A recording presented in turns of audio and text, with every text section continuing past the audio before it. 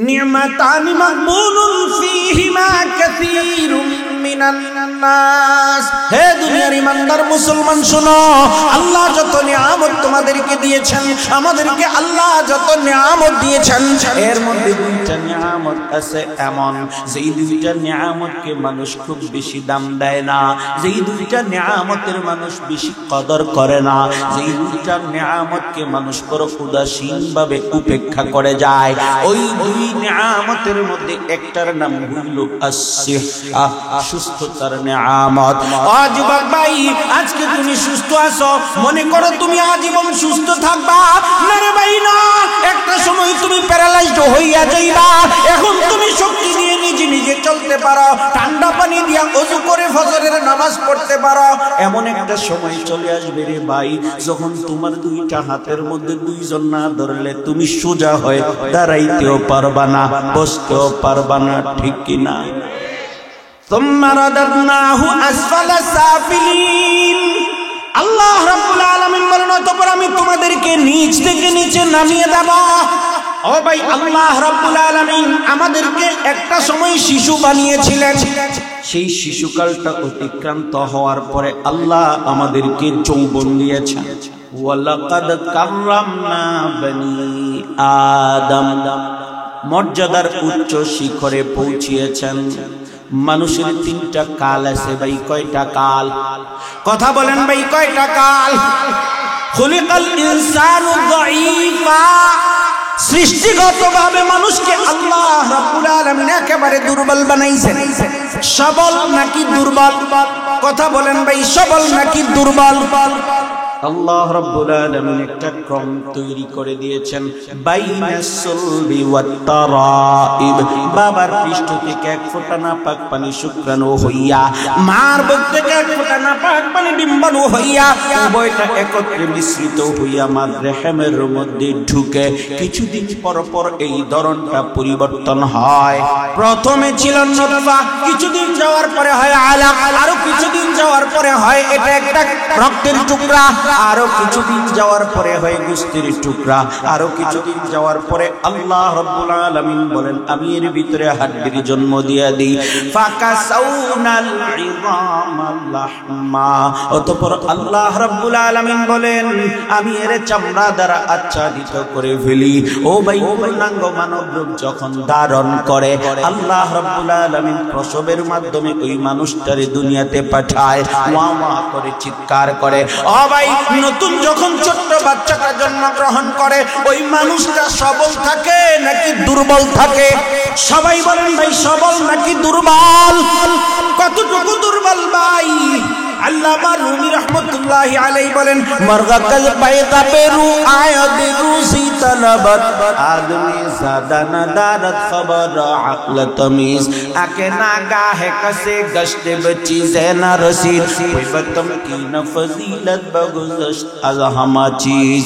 আল্লামা রুমি রাহমাতুল্লাহি আলাইহি বলেন, ইমানদার মুসলমান ভালো করে লক্ষ্য করে দেখো, ছোট মুরগির বাচ্চা যখন ডিম থেকে ফুটে ওঠে আধা ঘন্টা পরে নিজের খাবার নিজে তালাশ করে খায়, অথচ মানুষের বাচ্চার দিকে তাকাইয়া দেখো রে বান্দা, মানুষের বাচ্চা যখন দুনিয়াতে জন্মগ্রহণ করে তার কোনো খবর টবর থাকে না, ভালো মন্দের পার্থক্য সে জানে না, আগুন পানির পার্থক্য সে করতে পারে না, নিজের খাবার নিজে তালাশ করে খাইতেও পারে না, ঠিক কিনা? আল্লাহ রাব্বুল আলামিন বলেন, বান্দা আমি তোমাদেরকে দুর্বল বানাইছিলাম, এই দুর্বল দুর্বল রাখি নাই, বরং সবল বানাইছি। ওয়ালাকাদ কাররামনা বনি আদম, মর্যাদার উচ্চ শিখরে পৌঁছিয়ে দিয়েছি। এরপরে আল্লাহ রাব্বুল আলামিন বলেন, সুম্মা রাদাদনাহু আসফালা সাফিলিন, অতঃপর নিচ থেকে নিচে নামিয়ে দিয়েছি। ও ভাই, নিচ থেকে নিচে নামানোর অর্থ কি? একটা সময় যে শিশুকাল ছিল ওই সময়টা আবার তার মধ্যে চলে আসছে। শিশুকালটায় সে একটা সময় শুধুমাত্র শুইয়া থাকতে পারত, বার্ধক্যে উপনীত হওয়ার পরও বান্দা দেখবেন দুর্বল হইয়া শুইয়া থাকে। শিশুকালে শুধু হাফুজ দিতে পারত, বসে থাকতে পারত, বুড়া হইয়া একজন মানুষ দুর্বল হইয়া শুধু বসে থাকতে পারে। শিশুকালে অন্যের সহযোগিতা ছাড়া চলতে পারত না, আরেকজনে ধরলে সে কাইট দিত, একটা একটা কদম দিত, আগে বাড়ত। বুড়া বয়সেও মানুষ দুর্বল হইয়া হইয়া যায়, অন্যের সহযোগিতা ছাড়া সে চলতে পারে না। এমন একটা সময় চলে আসে, আল্লাহ রাব্বুল আলামিন ওই সময়টাকে আল্লাহর ভাষায় বলেছেন আরে জালিল ওমর, নিষ্কর্মা বয়স। যুবক ভাই, তুমি মনে করছো সারা জীবন তুমি যেমন আছো এমন থাকবা? না রে ভাই না, আল্লাহ রাব্বুল আলামিন তোমার মধ্যে পরিবর্তন ঘটাবেন। এখন যে যৌবনদীপ্ত অবস্থা তোমার, এই অবস্থা তোমার একটা সময় ছিল না, তুমি একেবারে দুর্বল ছিলে, এখন সবল হইছ, আবার তোমাকে আল্লাহ দুর্বল বানাইয়া দিবে। ও যুবক ভাই, তোমার মধ্যে এখন শরীরের মধ্যে যে শক্তি আছে, এই শক্তিটা একটা সময় থাকবে না রে ভাই, একটা সময় তোমার এই শক্তিটা থাকবে না।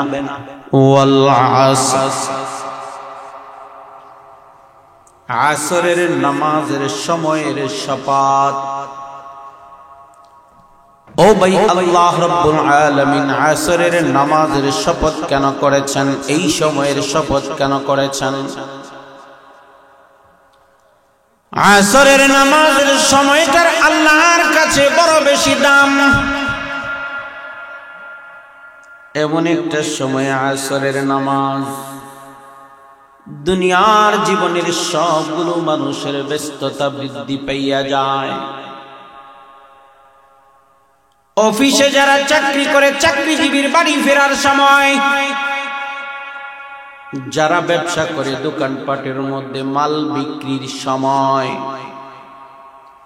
রিক্সাওয়ালা ঠেলা গাড়িওয়ালা কাজের একেবারে প্রায় শেষ সময়, কৃষকের কাজেরও মোটামুটি শেষের দিকের সময়, গুরুত্বপূর্ণ সময়, আল্লাহ রাব্বুল আলামিন এমন একটা সময় আসরের নামাজের সময়টা দিয়েছেন। ভাই, আল্লাহ রাব্বুল আলামিন বলেন, বান্দা তুমি যখন মরিচের চারা রোপণ করতেছিলে, মুয়াজ্জিন মসজিদ থেকে আযান দিয়েছে, আল্লাহু আকবার, আমি দেখতে চাই বান্দা তখন তোমার মরিচের চারা রোপণটা বড় হয় না আমি আল্লাহর ডাকে সাড়া দেওয়াটা বড় হয়? বান্দা, দোকানের মধ্যে তুমি যখন কাস্টমারকে চিনি মেপে দিচ্ছিলে, লবণ মেপে দিচ্ছিলে, মুয়াজ্জিন মসজিদ থেকে আসরের নামাজের আযান দিয়েছে, আমি দেখতে চাই বান্দা তখন তোমার ব্যবসাটা বড় হয় নাকি আমি আল্লাহর ডাকে সাড়া দেওয়াটা বড় হয়? বান্দা, তুমি যখন চাকরি ক্ষেত্র থেকে বাড়িতে ফিরতেছিলে, রিকশার ড্রাইভার, বাস ড্রাইভার, ঠেলাগাড়ির ড্রাইভার,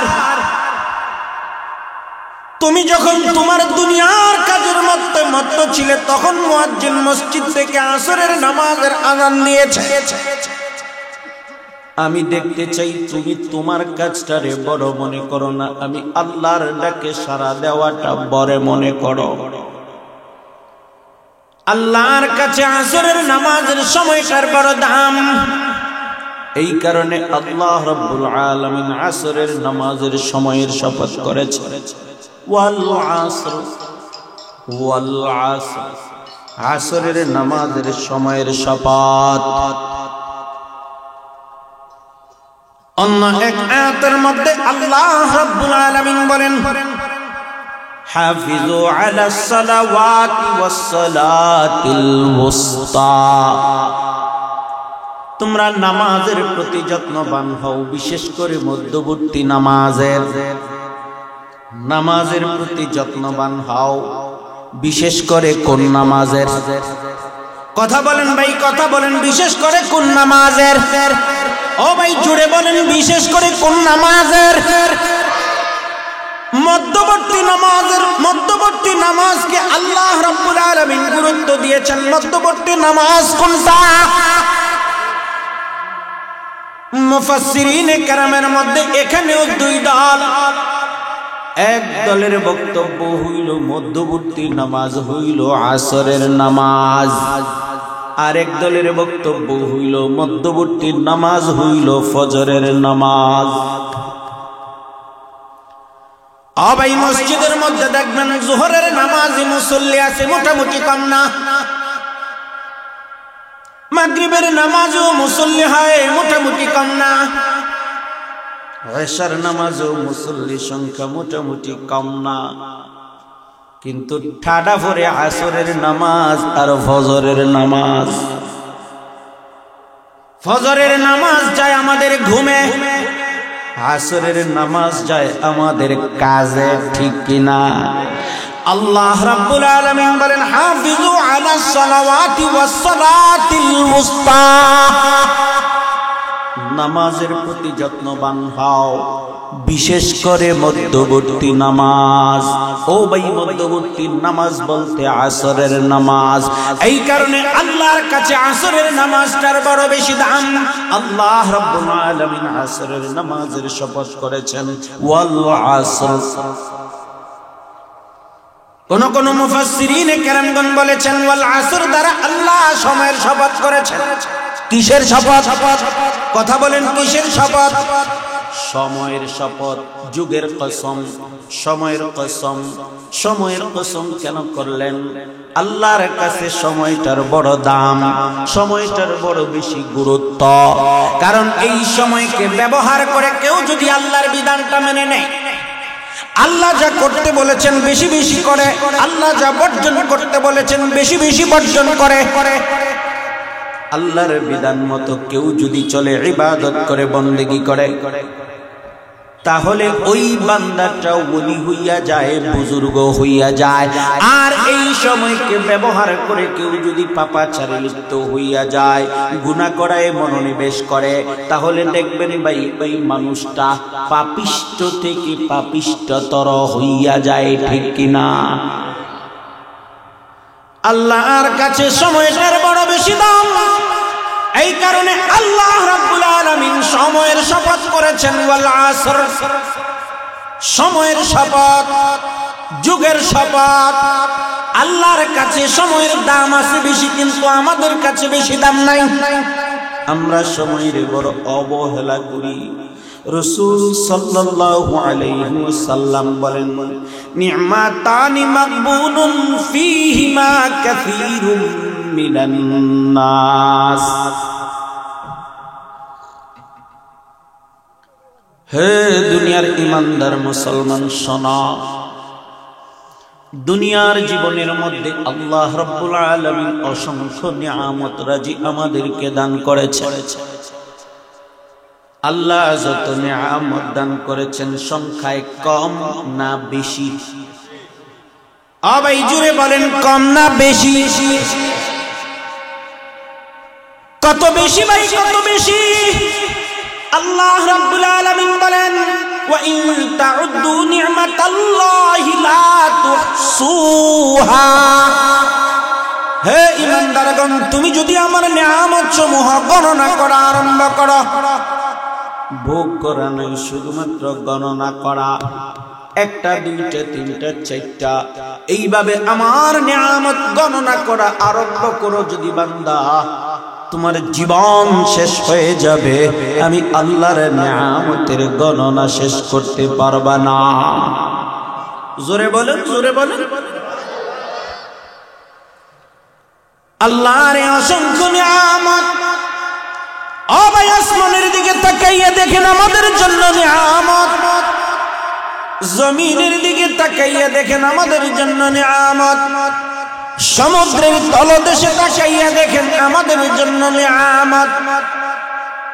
কি সুন্দর আকাশের মধ্যে চন্দ্রটা জলজল করে জ্বলে, মিটি মিটি তারকা জ্বলে, কি সুন্দর সুশোভিত করা আকাশ। এই আকাশকে আল্লাহ রাব্বুল আলামিন নিয়ামত দ্বারা ভরপুর করে রেখেছেন। ও ভাই, জগতের মধ্যে যেই দিকে তাকাই ওই দিকেই আমাদের জন্য নিয়ামত, ঠিক কিনা? জমিনকে বিছানা বানাইছেন কে? সবাই বলেন ভাই, জমিনকে বিছানা বানাইছেন কে? সেই জমিনের সাথে আসমান বানাইছেন কে?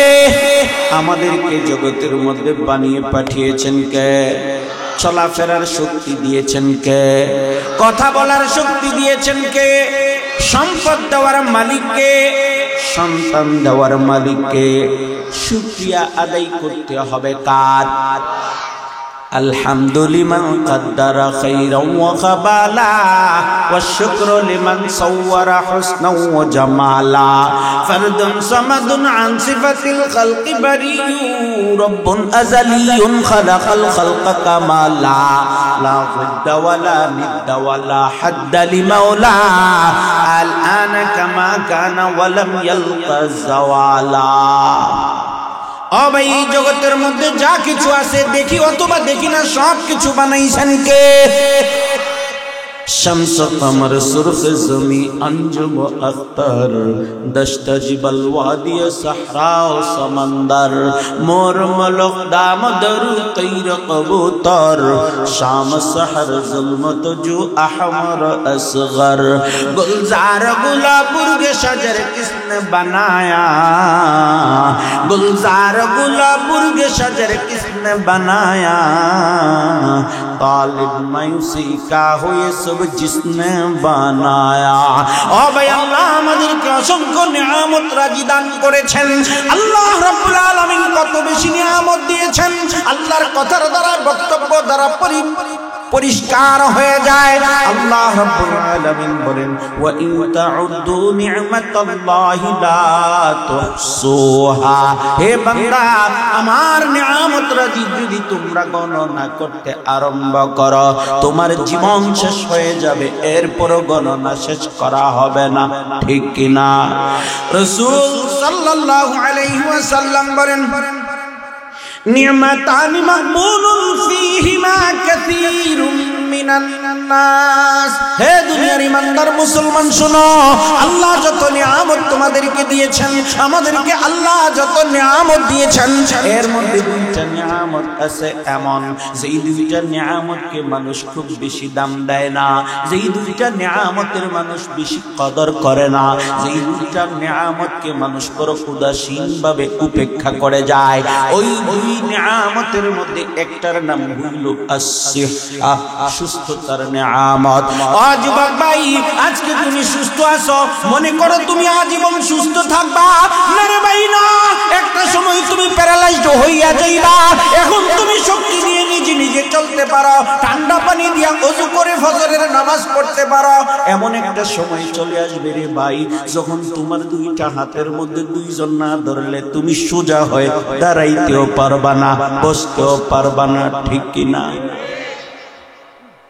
ثم رددناه أسفل سافلين আল্লাহ রাব্বুল আলামিন বলেন অতঃপর আমি তোমাদেরকে নিচ থেকে নিচে নামিয়ে দেব ও ভাই আল্লাহ রাব্বুল আলামিন আমাদেরকে একটা সময় শিশু বানিয়েছিলেন সেই শিশুকালটা অতিক্রান্ত হওয়ার পরে আল্লাহ আমাদেরকে যৌবন দিয়েছেন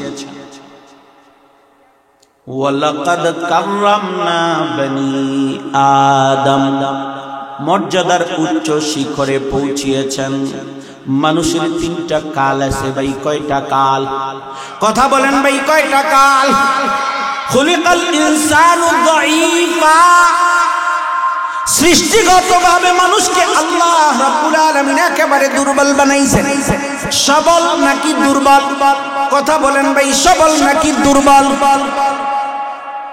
আল্লাহ রাব্বুল আলামিন একটা ক্রম তৈরি করে দিয়েছেন বাইনাস সুলবি ওয়াত তারাইব বাবার পৃষ্ঠ থেকে এক ফোঁটা নাপাক পানি শুক্রাণু হইয়া মার বুক থেকে এক ফোঁটা নাপাক পানি ডিম্বাণু হইয়া উভয়টা একত্রে মিশ্রিত হইয়া মার রেহেমের মধ্যে ঢুকে কিছুদিন পর পর এই ধরনটা পরিবর্তন হয় প্রথমে ছিল নতফা কিছুদিন যাওয়ার পরে হয় আলাক আরো কিছুদিন যাওয়ার পরে হয় এটা একটা রক্তের টুকরা আরো কিছুদিন যাওয়ার পরে হয় গোশতের টুকরা আরো কিছুদিন যাওয়ার পরে আল্লাহ রাব্বুল আলামিন বলেন আমি এর ভিতরে হাড্ডির জন্ম দিয়ে দেই ফাকাসাউনাল ইযামা লাহমা অতঃপর আল্লাহ রাব্বুল আলামিন বলেন আমি এর চামড়া দ্বারা আচ্ছাদিত করে ফেলি ও ভাই পূর্ণাঙ্গ মানব রূপ যখন ধারণ করে আল্লাহ রাব্বুল আলামিন প্রসবের মাধ্যমে ওই মানুষটারে দুনিয়াতে পাঠায় ওয়া ওয়া করে চিৎকার করে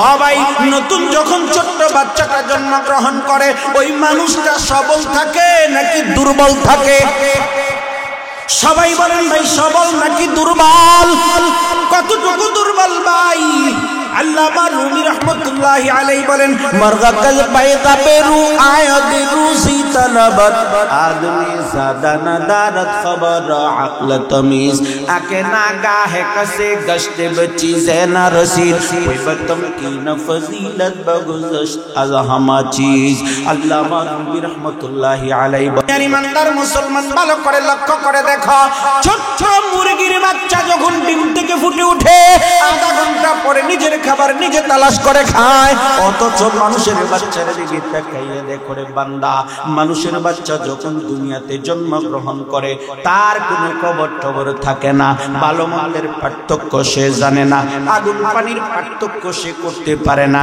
নিজের খাবার নিজে তালাশ করে খাইতেও পারে না ঠিক কিনা আল্লাহ রাব্বুল আলামিন বলেন বান্দা আমি তোমাদেরকে দুর্বল বানাইছিলাম এই দুর্বল রাখি নাই বরং সবল বানাইছি ওয়ালাকাদ কাররামনা বানি আদম মর্যাদার উচ্চ শিখরে পৌঁছিয়ে দিয়েছি এরপরে আল্লাহ রাব্বুল আলামিন বলেন সুম্মা রাদাদনাহু আসফালা সাফিলিন অতঃপর নিচ থেকে নিচে নামিয়ে দিয়েছি ও ভাই নিচ থেকে নিচে নামানোর অর্থ কি একটা সময় যে শিশুকাল ছিল ওই সময়টা আবার তার মধ্যে চলে আসছে শিশুকালটায় সে একটা সময় শুধুমাত্র শুইয়া থাকতে পারত বার্ধক্যে উপনীত হওয়ার পরও বান্দা দেখবেন দুর্বল হইয়া শুইয়া থাকে শিশুকালে শুধু হাফুর দিতে পারত বসে থাকতে পারত বুড়া হইয়া একজন মানুষ দুর্বল হইয়া শুধু বসে থাকতে পারে শিশুকালে অন্যের সহযোগিতা ছাড়া চলতে পারত না আরেকজনে ধরলে সে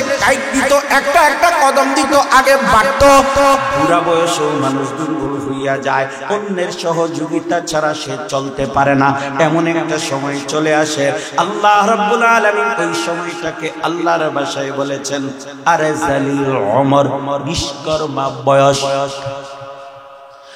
যুবক ভাই তুমি মনে করছো সারা জীবন তুমি যেমন আছো এমন থাকবা না রে ভাই না আল্লাহ রাব্বুল আলামিন তোমার মধ্যে পরিবর্তন ঘটাবেন এখন যে যৌবনদীপ্ত অবস্থা তোমার এই অবস্থা তোমার একটা সময় ছিল না তুমি একেবারে দুর্বল ছিলে এখন সবল হইছো আবার তোমাকে আল্লাহ দুর্বল বানাইয়া দিবে ও যুবক ভাই তোমার মধ্যে এখন শরীরের মধ্যে যে শক্তি আছে এই শক্তিটা একটা সময় থাকবে না রে ভাই একটা সময় তোমার এই শক্তিটা থাকবে না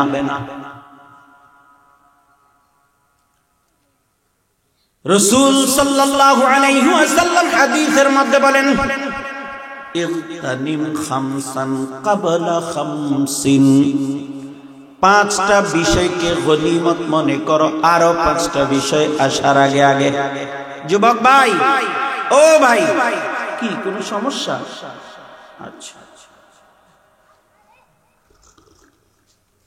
আপনারা কি বিরক্ত হইতেছে খারাপ লাগতেছে খারাপ লাগে বইলেন যদি মনে হয় যে না আমরা উঠতে হবে তাহলে একসাথে শুধু আপনারা উঠবেন কেন আমি সহ একসাথে উঠে চলে যাব আর যদি মনে করেন না শুনতে ভালো লাগতেছে তাহলে আমিও বলবো আপনারাও শুনবেন উঠাউঠি করবেন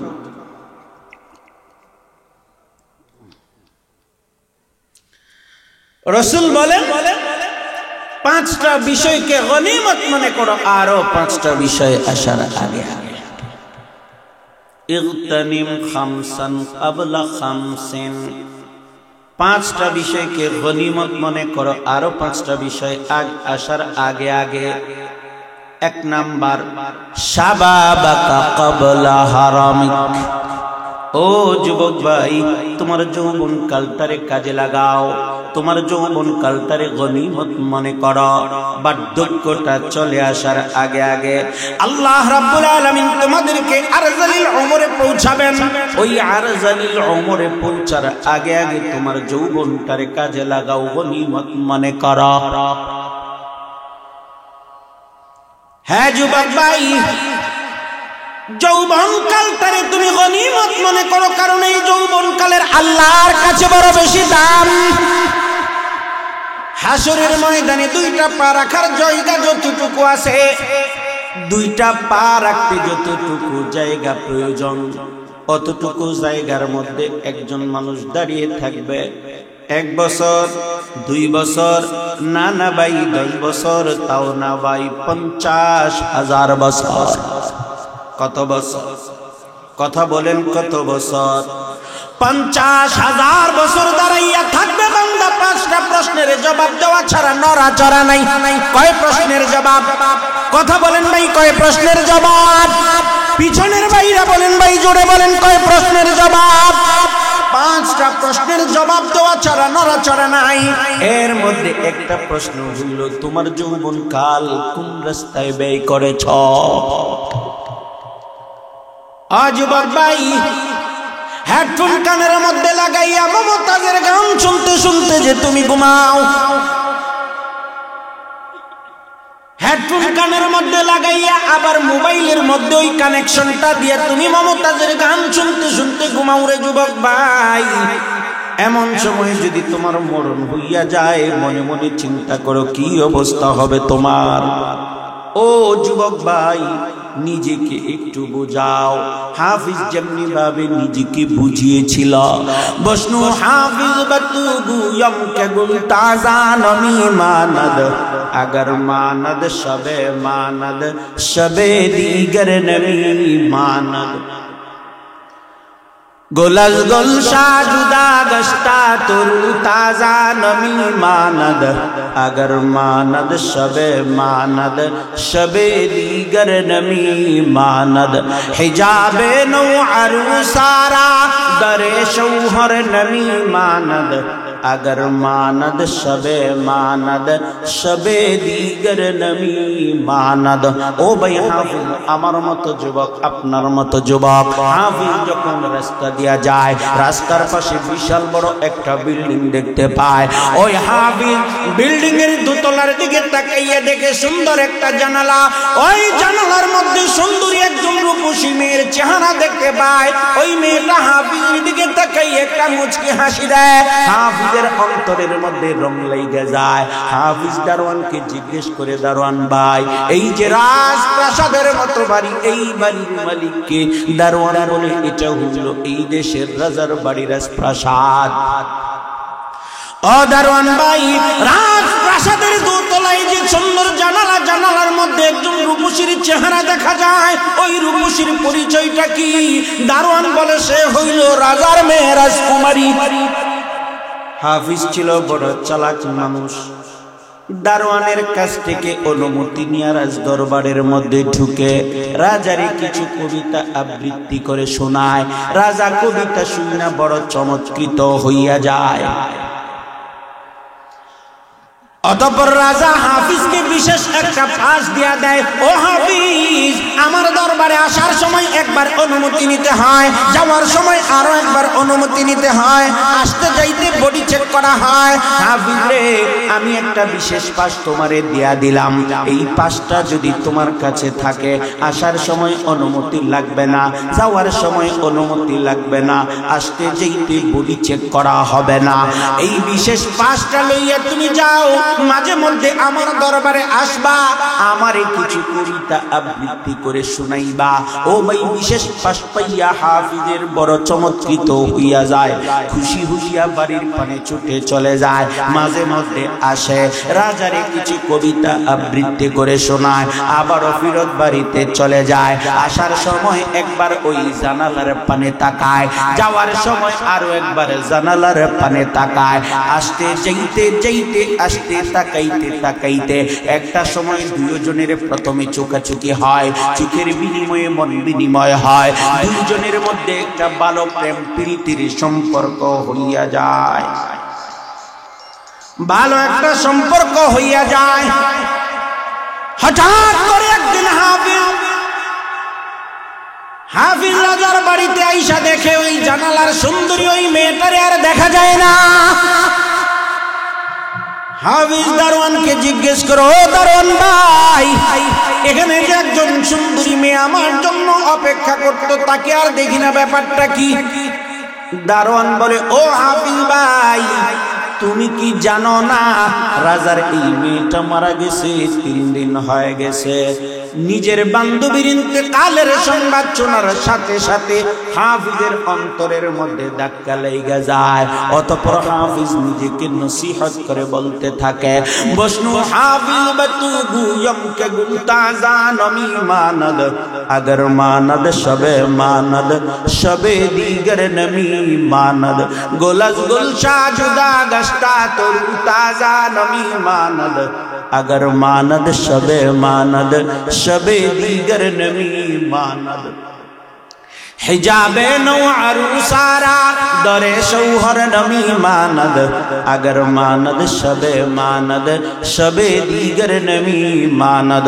ओ भाई हाफिज आमार मतो जुबक आपनार मतो जुबक हाफिज निजेके नसीहत करे बोलते आरम्भ करे, ओ हाफिज বাগান থেকে যখন একটা ফুলদানি চাইলা তুমি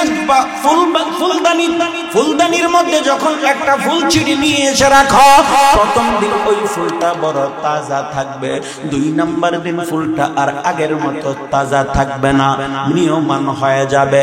হাফিজ রে, মেহমান যখন কোনো বাড়ির মধ্যে বেড়াইতে আসে, প্রথম দিন ওই মেহমানের বড় কদর হয়, 2 নাম্বার দিন আগের মতো মেহমানের কদর থাকে না, দাম থাকে না। ও হাফিজ, বিয়ের প্রথম রাত্রিতে স্বামীর সামনে স্ত্রী যখন একত্রিত হয়, বাসর ঘরে যায়, স্বামীর সামনে 1.5 হাত লম্বা একটা ঘোমটা টানা থাকে, চেহারাটা লজ্জারাঙ্গা থাকে। 2 নাম্বার দিন স্বামীর সামনে স্ত্রীর মাথার উপর 1.5 হাত লম্বা ঘোমটাও আর থাকে না, চেহারাটাও লজ্জারাঙ্গা থাকে না। হাফিজে, এতদিন পর্যন্ত তোমার একজন বান্ধবী তোমার পথ চাইয়া তাকাইয়া থাকতো, সে কিন্তু আজকে দুনিয়াতে নেই, মারা গেছে। একটা সময় তো তোমারও আসবে রে যুবক ভাই, যখন তুমিও এই দুনিয়াতে মারা থাকবা না, মারা যাইবা। সুতরাং কিসের এত রং, কিসের এত দাম? হাফিজ যখন নিজেকে নসিহত করে এই কথা বলে, দিলটারে তার পরিবর্তন হইয়া যায়, সোজা জঙ্গলের মধ্যে চলে যায়, ইবাদত বন্দেগী করা আরম্ভ করে। ইবাদত বন্দেগীর মাধ্যমে আল্লাহ রাব্বুল আলামিন হাফিজকে জগৎ বিখ্যাত ওলি বানাইয়া দিছে। আজ ভাই নিজেকে নসিহত করো, কিসে তোমাদেরকে ধ্বংস করেছে? যুবক ভাই, নাস্তিকবাদের বাতাস তোমার মধ্যে লেগে গেছে, মুরতাদের চলাফেরা তোমার মধ্যে চলে আসছে, বেলেল্লাপনা বেহায়াপনা তোমার মধ্যে চলে আসছে। তোমার দোষর কারা হয় রে যুবক ভাই? তোমার তো মডেল হওয়ার কথা রাসূল, তোমার অনুসরণযোগ্য হওয়ার কথা রাসূল। রাসূলের চুলের স্টাইলে চুল কাটার কথা, রাসূলের দাড়ির স্টাইলে দাড়ি রাখার কথা, রাসূলের টুপির স্টাইলে টুপি পড়ার কথা, কিন্তু তুমি মডেল বানাইছো রোনাল্ডো রে, মডেল বানাইছো শাহরুখ খান, মডেল বানাইছো সাকিব খান, মডেল বানাইছো সালমান খান। রে যুবক ভাই, একটা সময় তোমার সামনে আসতেছে রে যুবক ভাই, যখন তুমি বুঝতে হবে তোমার মধ্যে এমন একটা পরিবর্তন চলে আসবে। শাবাবাকা ক্বাবলা হারামিক, তোমার যৌবনটারে তুমি কাজে লাগাও, গনিমত মনে করো, তোমার গনিমত মনে করো, গনিমত মনে করো রে যুবক ভাই। এই গনিমত মনে করিয়া তোমার যৌবনটারে কাজে লাগাও।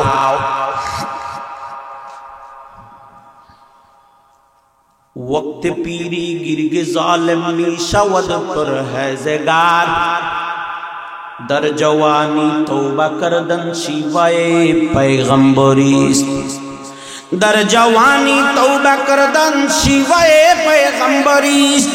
वक्त पीरी गिरगे जालिम निशावद पर है ज़ेगार।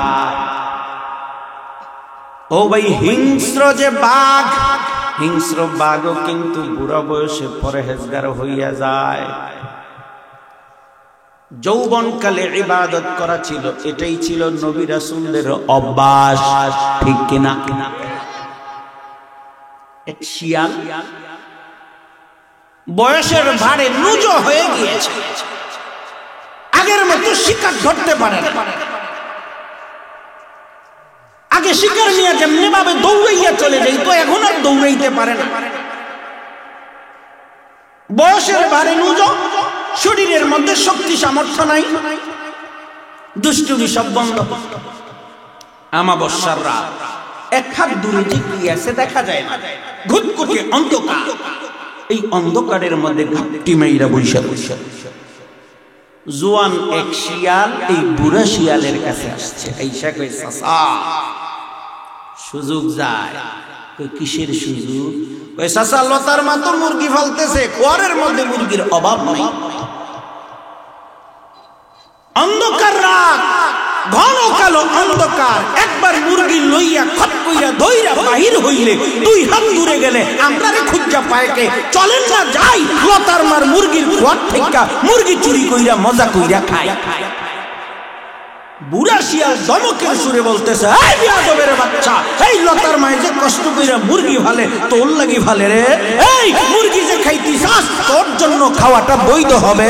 তখন জোয়ান শিয়াল ওই বুড়া শিয়ালকে বলতেছে, চাচা আপনার শরীরে যখন শক্তি ছিল, আপনার শরীরের মধ্যে যখন জওয়ানি ছিল, তখন এই মাসআলা গিয়েছিল কোথায়? কিছু মানুষ আছে সারা জীবন ভর ঘুষ খায়, সারা জীবন ভর সুদ খায়, বয়সের ভারে যখন বুঝো হয়ে যায় তখন মসজিদ পানে ছুটে চলে যায়, ঠিক কিনা? এখন তো ভাই ওই মোটর সাইকেল চালাইতে অ্যাক্সেলেটর জুড়ে মারতে পারে না, মোটর সাইকেল একেবারে ভৌ ভৌ কইরা টানতে পারে না। ইয়ামাহা, এফজেড, তারপরে যত রকমের ভালো ভালো মোটর সাইকেল আছে, এগুলো দেখলে আফসোস করে মনে মনে। এই জন্য এখন মসজিদ পানে ছুটে যায়। কিছুদিন পরে মসজিদে আসতে যাইতে যাইতে আস্তে আস্তে যখন ভাই কিছু পরহেজগারি অবলম্বন করে, নামাজগুলো সঠিকভাবে পড়ে, ওনার ভিতরে অহংকার আইসা বইরা যায়। এরপরে খুশাখুশি আরম্ভ করে, আমার ইমাম সাহেব দেখি তাহাজ্জুদের নামাজ পড়ে না।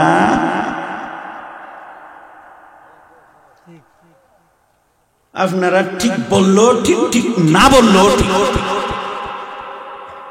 বিরক্ত হইতেছে, খারাপ লাগতেছে।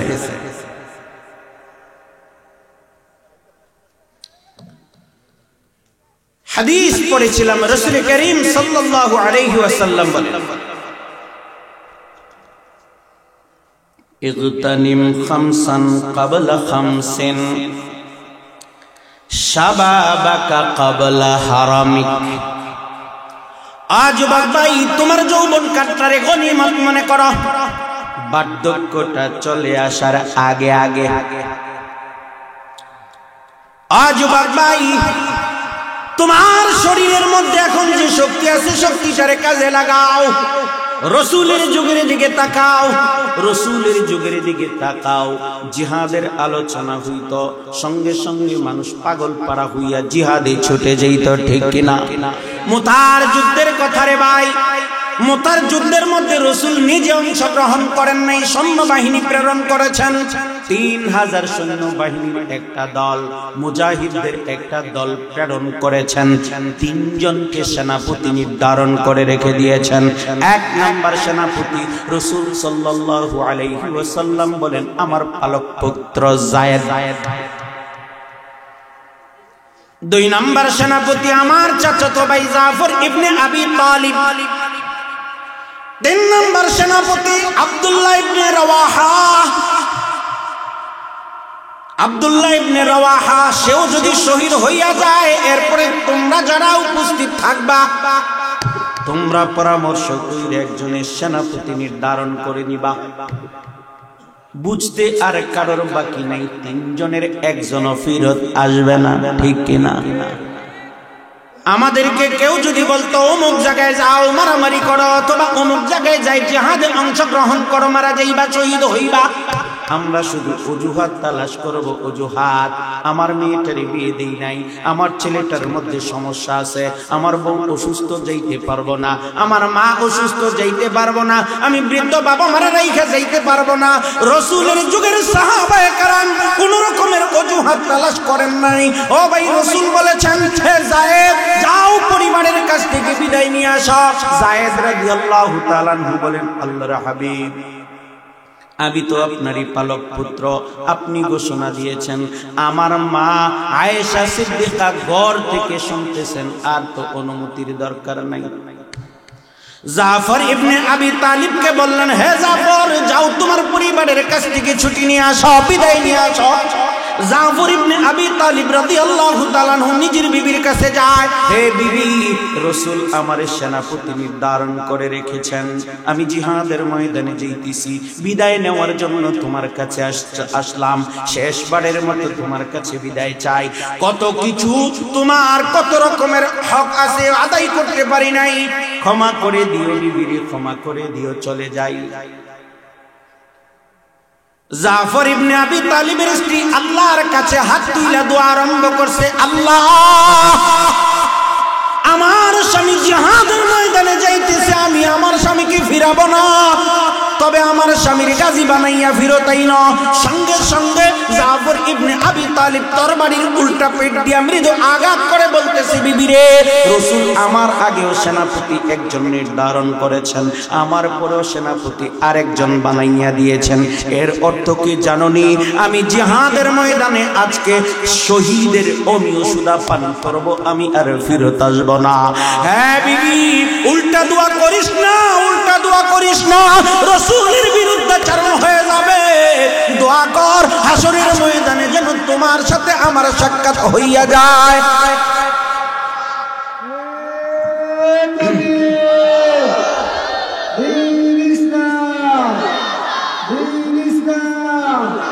ইসলামী মহাসম্মেলন আলমপুরা ছাত্রে ইসলামী সাহেব, আরে তাকবীর। জবাই করে মুরগির মতো দরফর করে, চিৎকার করে, কান্নাকাটি করে। জাফর ইবনে আবি তালিব নিজের বিবির দিকে তাকায় না, বাচ্চারা আব্বা আব্বা বইলা চিৎকার করে, বাচ্চার দিকে তাকায় না, সোজা জিহাদের ময়দানে চলে যায়। আব্দুল্লাহ বিন রাওয়াহা রাদিয়াল্লাহু তাআলা আনহু, উনি ছিলেন 3 নাম্বার সৈনিক, নূতন মাত্র বিয়ে করেছেন, এখনো বাসরা হয় নাই, ফুলসজ্জার রাত। ও ভাই, রাসূল সাল্লাল্লাহু আলাইহি ওয়াসাল্লাম জিহাদের কথা বলেছেন, সঙ্গে সঙ্গে বিদায় আনতে বলেছেন। বিদায় আনতে গিয়ে বলে, বিবি রে, ও বিবি, আমি তো জিহাদের ময়দানে যাই, আমি আর ফিরত আসব না, আমি তোমার কাছ থেকে বিদায় চাই, হাসরের ময়দানে দেখা হবে তোমার আর আমার। আল্লাহর কাছে দোয়া করি আল্লাহ যেন আমাদের সাক্ষাৎ করে দেয়। বিবি বলে, স্বামী হে, একবার আসো আমার সামনে, আমি তোমাকে প্রাণ ভরে একবার দেখে নেই।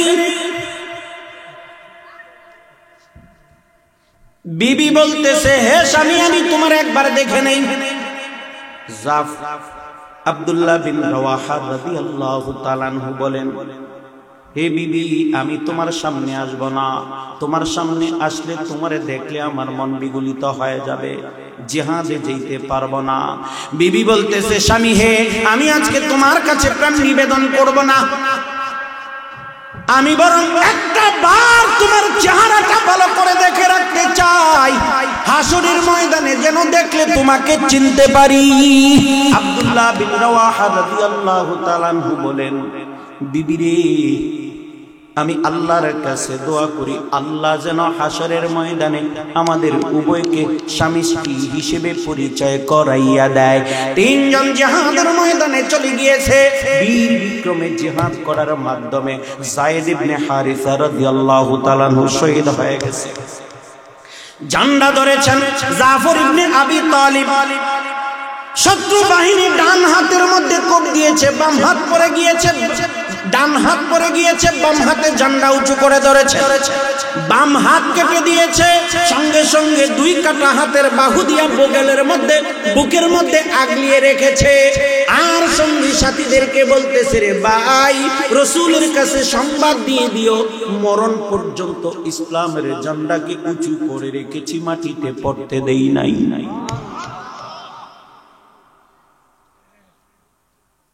আব্দুল্লাহ বিন রাওয়াহা রাদিয়াল্লাহু তাআলা আনহু বলেন, সংবাদ পাইলাম জাফর ইবনে আবি তালিব শহীদ হয়ে গেছে। দৌড়াইয়া গেলাম, গিয়ে দেখি দূরে এক জায়গায় পতাকা উপরের দিকে উড্ডীন। চিন্তা করলাম, কে আবার ধরলো, আমার আগে হস্তে ধারণ করলো। গিয়ে দেখি না না, জাফর ইবনে আবি তালিবের ধর থেকে মাথাটা বিচ্ছিন্ন হয়ে গিয়েছে, আলাদা যে মস্তকটা এক জায়গায় পড়েছে, ওই কাটা মাথার দাঁত দিয়া ইসলামের ঝান্ডাকে কামড়াইয়া ধইরা উপরে সোজা কইরা রাখছে। ও যুবক যুবক ভাই, কিসে তোমাদেরকে এখন জিহাদ হইতে বিরত রাখতেছে? কিসে তোমাদেরকে ইসলাম থেকে বিরত রাখতেছে? নামাজের কথা বললে তোমার ভালো লাগে না, রোজার কথা বললে তোমার ভালো লাগে না, পর্দা পুশিদার কথা বললে তোমার ভালো লাগে না। ইগতানিম খামসান ক্বাবলা খামসিন, পাঁচটা বিষয়কে গনিমত মনে করো। আরো পাঁচটা বিষয় আসার আগে আগে এক নাম্বার হইল শাবাবাকা ক্বাবলা হারামিক, তোমার যৌবন কালটারে তুমি গনিমত মনে করো, তোমার বার্ধক্যটা চলে আসার আগে আগে। ভাই অনেক দূর যাইতে হবে, আমার সময় কম, না হয় আরো আলোচনা করতাম, এখানেই খাতিতাম। এক ভাই আল্লাহর মসজিদের মধ্যে, আল্লাহর ঘর মসজিদের মধ্যে 500 টাকা দিয়েছেন 5 মিনিট। কেউ যদি আপনারা দিতে চান ভাই, আপনারা একটু দিতে পারেন। বলে মরহুম রইস ড্রাইভার সাহেবের রূহের মাগফিরাতের জন্য 500 টাকা। আল্লাহ ওনার দানকে কবুল করো, মঞ্জুর করো, দিন দুনিয়ার বালাই নসিব করো, সম্পদের মধ্যে বরকত দান করো, আমিন ইয়া রাব্বাল আলামিন। কেউ আসেন একটু দ্রুত 2-3 মিনিটের মধ্যে একটু দিতে পারেন। 1000, 2000, 500, 5000, যে যা দিতে পারেন। ভাই আমি কোনো অঙ্ক উল্লেখ করব না, আমি কালেকশন খুব একটা পটু না, আমি কালেকশন করতে পারি না। তথাপিও একজন যেহেতু দিছে, হুজুরও বসছে, আমার কাছে মনে হইতেছে 2-4 মিনিট একটু বলে ফেলি। আসেন আপনাদের মধ্যে কেউ এমন আল্লাহর বান্দা 1000 টাকা দিয়ে মসজিদে সহযোগিতা করবেন, 2000, 5000 অথবা বেশি, অথবা যা পারেন কম। আসেন কেউ।